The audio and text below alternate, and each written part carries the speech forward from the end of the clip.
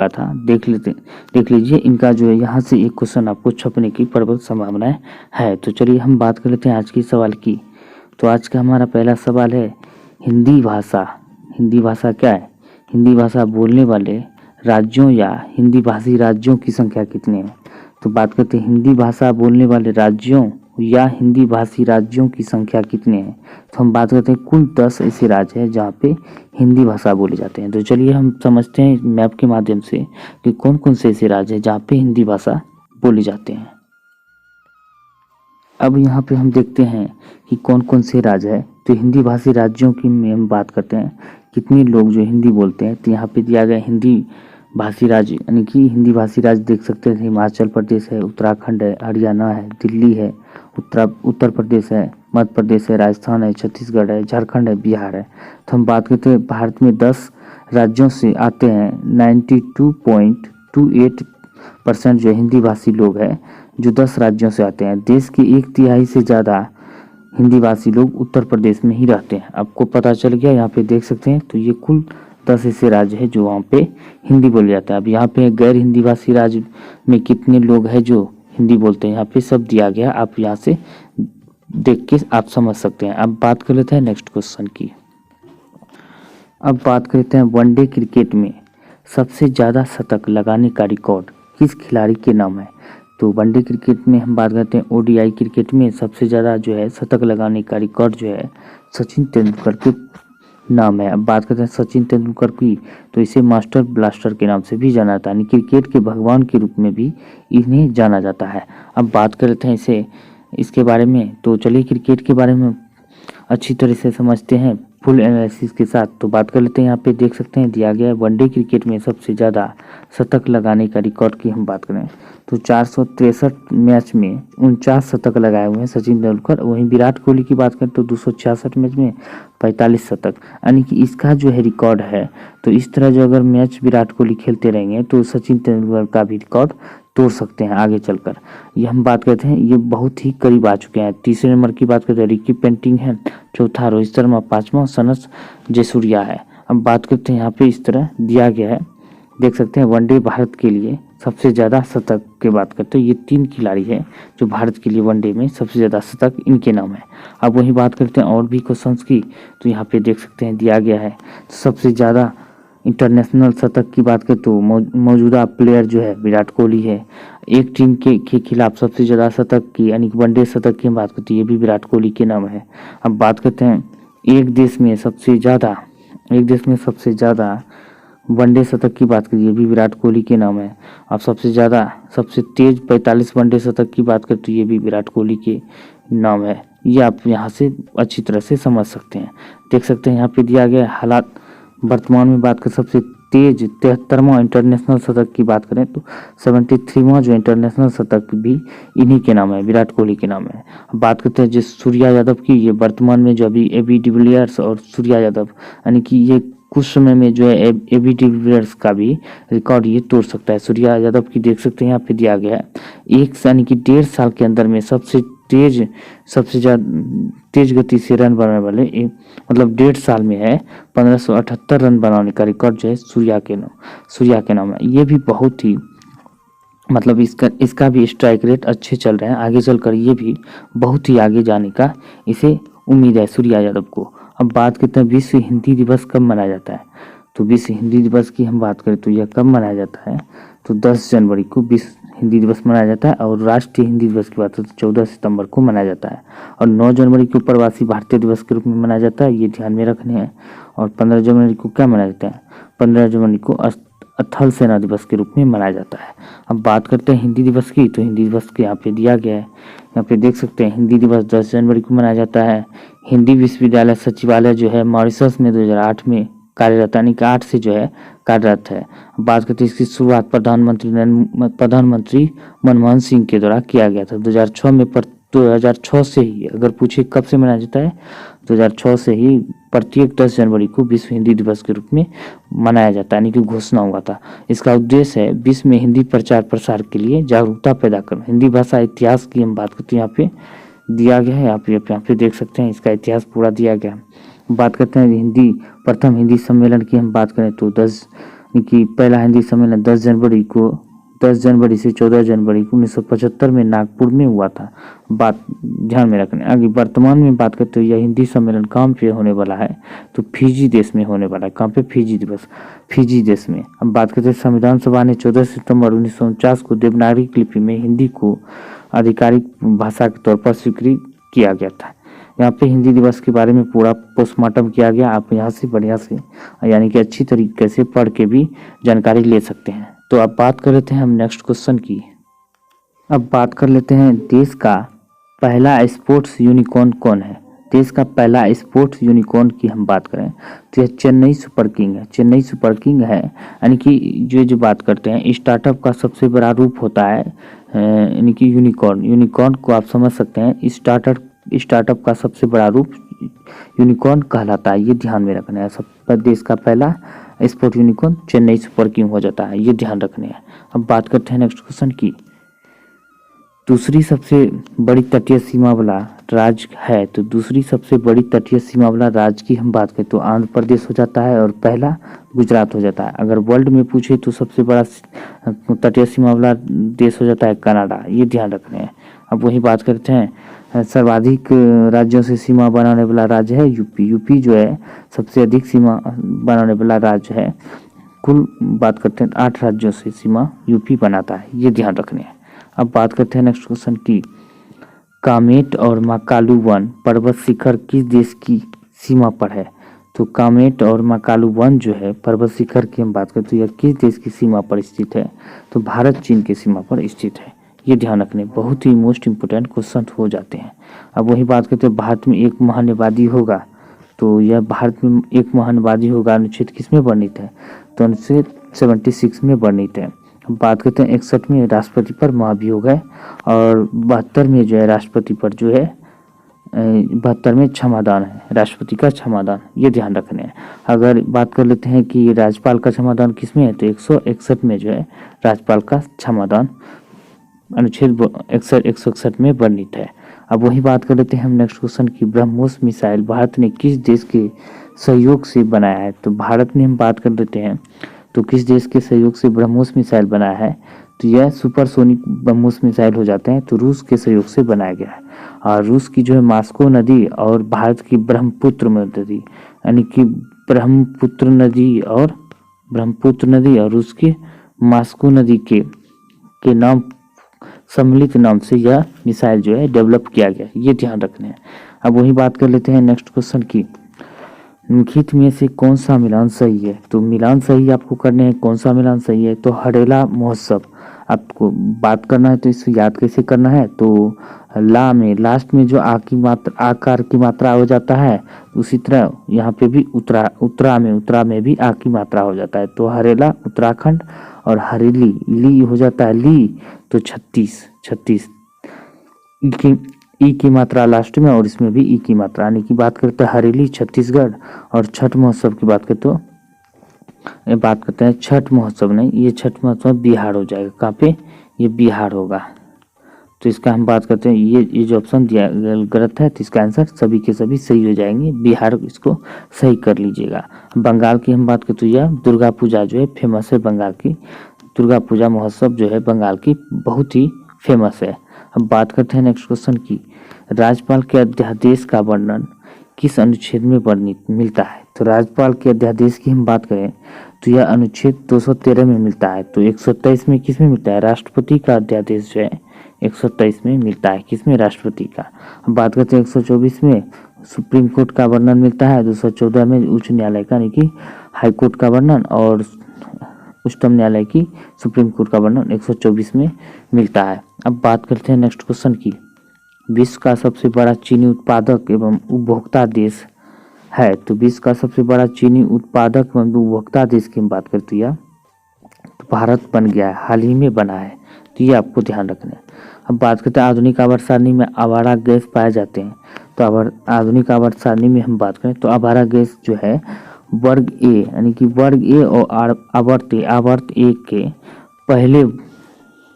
पहला तत्व, आवर्त अभी पूछे तो पहला आवर्त और वर्ग ए के फर्स्ट में जो है हाइड्रोजन गैस को ही आवारा तत्व कहते हैं, ये ध्यान रखने हैं। तो अब बात करते हैं 18वें वर्ग में, तो अक्रिय गैस पाया जाता है। और बात करते हैं इसमें जो है जहरीला तत्व 15 में पाया जाता है, और चिलकोजन की बात करें तो यह 16 में पाया जाता है। और बात करते हैं हेलोजन गैस की, तो हेलोजन गैस जो है वर्ग 17 में पाया जाता है, ये भी ध्यान रखना है।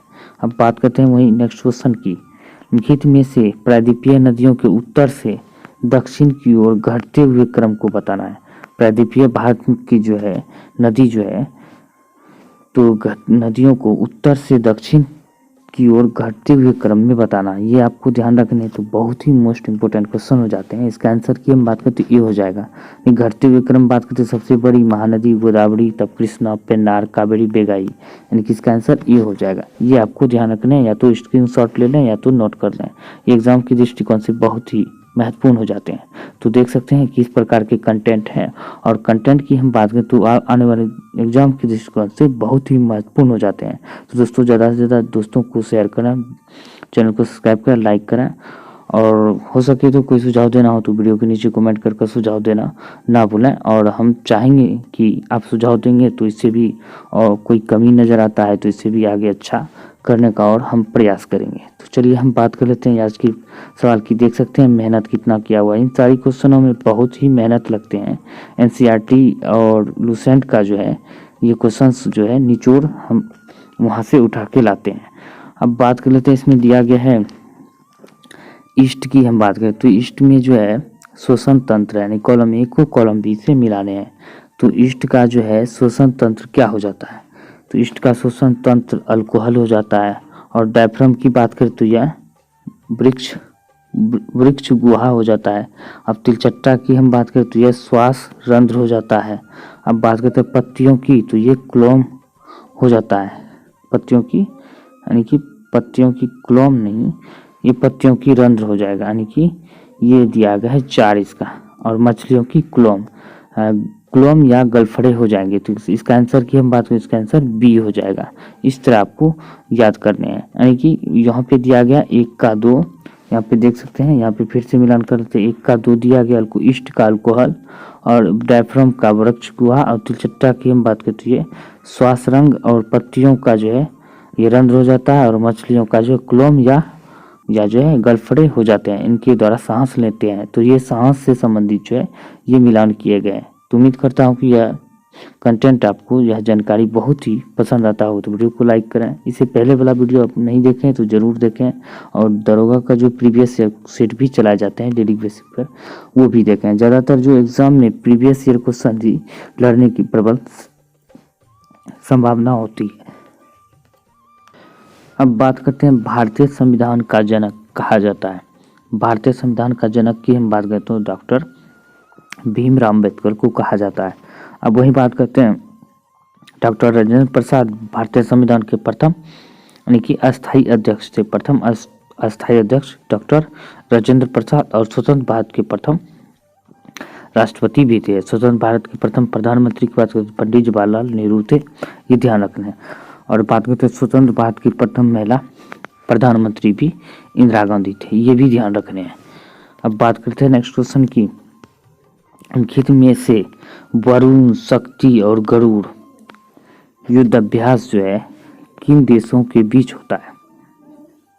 तो निम्नलिखित में से वरुण, शक्ति और गरुड़ युद्ध अभ्यास की हम बात करें तो यह किन देशों के बीच होता है, तो यह तो किसके बीच होता है, तो भारत इंडोनेशिया के बीच होता है। यानी कि वरुण शक्ति, गरुड़ शक्ति, ये सारे के सारे जो है युद्धाभ्यास जो होता है भारत और इंडोनेशिया के बीच में होता है, ये ध्यान रखना है। तो दोस्तों हम बात कर लेते हैं इस क्वेश्चन की 16 नंबर क्वेश्चन की। तो इसका आंसर की हम बात करते हैं, ये भारत फ्रांस हो जाएगा। इसका जो है भारत इंडिया जो है हमने बताया, तो ये गलत हो जाएगा, यानी कि ये नहीं होगा, भारत इंडोनेशिया नहीं होगा, भारत फ्रांस के बीच होता है। वरुण, शक्ति और गरुड़ युद्धाभ्यास, ये तीनों युद्धाभ्यास जो है भारत और फ्रांस के बीच होता है। अब बात कर लेते हैं वहीं भारत श्रीलंका के बीच कौन सा होता है, तो भारत श्रीलंका के बीच जो होता है मित्र शक्ति युद्धाभ्यास होता है। और इन चारों देश के बीच भारत, ऑस्ट्रेलिया, जापान और यूएसए के बीच मालाबार युद्धाभ्यास होता है, ये ध्यान रखने हैं। अब भारत इंडोनेशिया के बीच गरुड़ शक्ति युद्धाभ्यास होता है, ये ध्यान रखने हैं। अब बात करते हैं वहीं नेपाल के बीच जो है भारत नेपाल के बीच सूर्य किरण युद्धाभ्यास जो होते हैं भारत नेपाल के बीच, ये भी ध्यान रख रहे हैं। अब बात करते हैं नेक्स्ट क्वेश्चन की, टोक्यो ओलंपिक में भारत का स्थान कौन सा रहा। टोक्यो ओलंपिक की हम बात करें तो भारत का स्थान, तो टोक्यो पैरालंपिक की हम बात करें तो ये 48 नंबर भारत का स्थान है, यानी कि भारत का स्थान जो है 48 नंबर पर है टोक्यो पैरालंपिक में। अब वही बात कर लेते हैं टोक्यो पैरालंपिक में, तो भारत की हम बात कर लेते हैं। टोक्यो ओलंपिक में तो 48 है, और टोक्यो पैरालंपिक की बात करें तो इसमें 24 स्थान भारत का है। अब बात करते हैं टोक्यो पैरालंपिक का संस्करण कौन सा था, तो ये 32वां संस्करण था, और टोक्यो पैरालंपिक की हम बात करते हैं 16वां संस्करण था। पैरालंपिक की बात करते हैं 16वां, और टोक्यो ओलंपिक की बात करते हैं 32वां क्रम था। अब बात कर लेते हैं इसमें देश का, तो कौन से स्थान, इसमें कौन सा देश पहले स्थान पर रहा है। तो टोक्यो ओलंपिक की हम बात करें तो टोक्यो ओलंपिक में फर्स्ट स्थान की हम बात करें तो किस देश का है, तो यूएसए का है टोक्यो ओलंपिक में, ये ध्यान रखना है। आप टोक्यो पैरालंपिक की बात करें तो फर्स्ट स्थान किस देश का है, तो चीन का है, तो ये ध्यान रख रहे हैं। इतने क्वेश्चन जो है इंपॉर्टेंट हो जाता है, इससे ज़्यादा क्वेश्चन जो है ये नहीं पूछे जा सकते। अब बात कर लेते हैं नेक्स्ट क्वेश्चन की। अब बात करते हैं कुत्ता, बिल्ली, चमगादड़ और सूअर के काटने से होने वाला रोग कौन सा है। तो इन सभी के काटने से हम बात करें तो कौन सा रोग होता है, तो हम बात करते हैं ये रेबीज रोग होता है। और रेबीज रोग की बात करते हैं ये वायरस के द्वारा रोग होने वाला है, और इसमें जो है पानी से डर लगता है, ये ध्यान रखना, पानी से डर लगता है, ये तो ध्यान में रखना।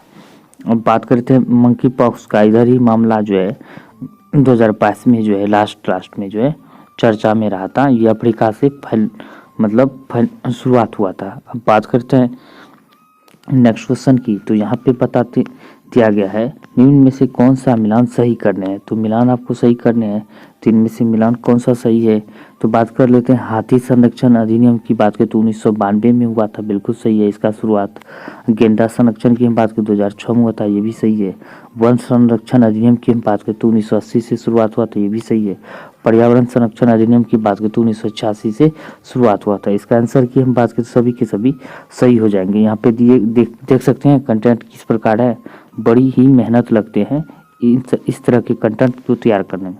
तो दोस्तों वीडियो को जरूर ज़्यादा से ज़्यादा शेयर करें, लाइक करें। अब वही बात कर लेते हैं सर्वाधिक रामसर साइट वाला राज्य कौन सा है। तो सर्वाधिक रामसर साइट की हम बात करें तो यह तमिलनाडु है। तो कुल कितनी रामसर साइट है, तो कुल 14 रामसर साइट जो है केरे तमिलनाडु के पास है। अगर वही बात करें तो इसमें कुल कितने रामसर साइट है, तो आज़ादी के 75वीं वर्ष पर हम बात करें तो यह कुल 75 रामसर साइट को हाल ही में पूरा किया गया, यानी कि कुल जो है अभी वर्तमान में 75 रामसर साइट है। अब वही बात करते हैं वर्ल्ड में किस देश के पास सबसे अधिक रामसर साइट है, तो यूके के पास है। कितना, 175, यानी कि 175 जो है रामसर साइट जो है यूके यानी कि यूनाइटेड किंगडम जिसे ब्रिटेन कहते हैं उन देश के पास में है।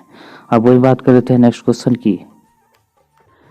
देख सकते हैं क्वेश्चंस किस प्रकार के हैं, बहुत ही मोस्ट इम्पोर्टेंट हो जाते हैं। इन सारे क्वेश्चनों से आपको एक ना एक क्वेश्चन जरूर लड़ने की प्रबल संभावना हो जाएंगे। अब बात करते हैं IGMDP यानी कि इंटीग्रेटेड मिसाइल डेवलपमेंट प्रोग्राम, इसका फुल फॉर्म होता है, ये भी आपको पूछ सकते हैं। इंटीग्रेटेड मिसाइल डेवलपमेंट प्रोग्राम के तहत विकसित की गई मिसाइलें कौन सा है। तो विकसित की गई मिसाइलें की हम बात करें तो ये कौन सा मिसाइल हो जाता है, तो पृथ्वी, अग्नि, नाग, आकाश और त्रिशूल हो जाते हैं।